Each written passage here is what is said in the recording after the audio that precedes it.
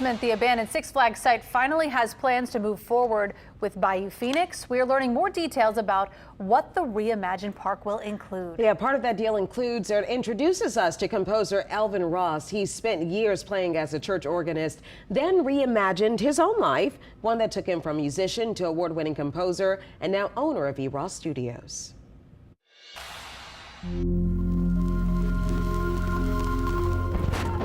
Jazzland theme park makes its debut to adrenaline junkies. I think it's the most exciting thing that's happened within the past 30 years in New Orleans East. Six Flags New Orleans is now a water park, swamped with 8 feet of it. It's like a movie. You know, it's abandoned. It's a ghost town. We have this eyesore in the east. Six Flags, I don't know what's going on with that, but it just staying there. Nobody can seem to reach an agreement on anything. It was a place of great joy and jubilee, later turned into a visual memory of the storm that devastated New Orleans almost 18 years ago. You can't put it into words, really. I mean, it's just unbelievable. As state and local officials spent more than a decade determining what should happen next to the attraction that drew millions to New Orleans East. It sat abandoned, overrun by its swampy surroundings. Until now. Bayou Phoenix is the future, officially unveiling its renderings of what it could look like. The site goes beyond what Six Flags or even Jazzland set out to do, not only providing a place of leisure with amenities like an outdoor sporting field, water park, and hotels, but a movie studio. Perfect for the abandoned site, which already played in the background of feature films like Jurassic World and Percy Jackson's Sea of Monsters. Now the park will have a permanent place for movie and television productions, with guidance from Elvin Ross as he opens E. Ross Studios as part of Bayou Phoenix's master plan. This community has seen devastation in many ways since Hurricane Katrina. Is this the beginning of something really major for the New Orleans East community? This is absolutely something major for the community. We are planting seeds for success, you know, that will impact society and hopefully impact, legacies here. It's a return home for Ross, who had humble beginnings, growing up in Hahnville, Louisiana and St. Charles Parish. The musician moved to New Orleans, playing at several churches as an organist. And so I used to always dream about, what's next for me as a musician. But it was his time at Greater St. Stephen and its uptown location that would introduce him to someone else who also dreamed about what was next, Tyler Perry. He was in the choir and I was one of the musicians, and we knew each other from there, He couldn't sing. That's one of the things nobody ever knew. So he was basically a part of the drama ministry. Like Perry, Ross left New Orleans in search of opportunity. Just as Perry was growing in popularity for his plays, the two would reconnect in Atlanta, Georgia. I've been a part of the journey with Tyler Perry, if you will. I've been able to sit at many tables with him. I started right here in New Orleans with him, with his very first production, which was I Know I've Been Changed, which was a stage play.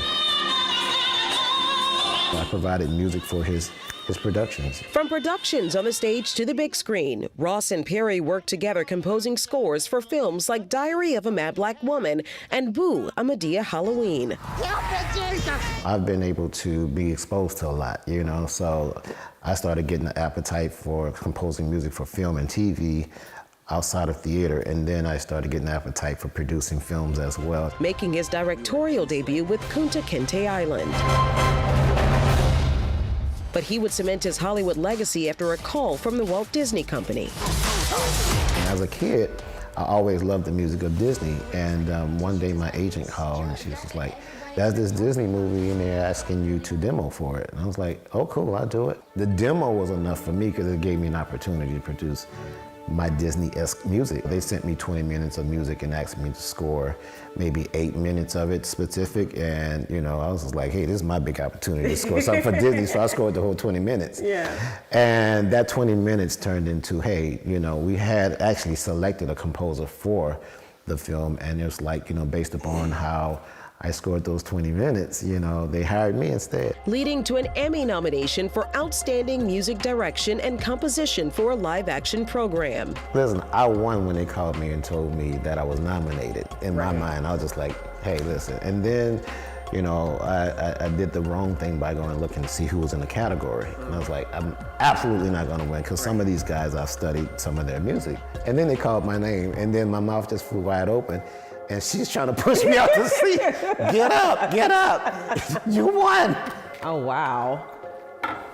I saw you holding it, and I'm like, it's heavy. It's heavy, right? Wait, I'm like, this thing is heavy.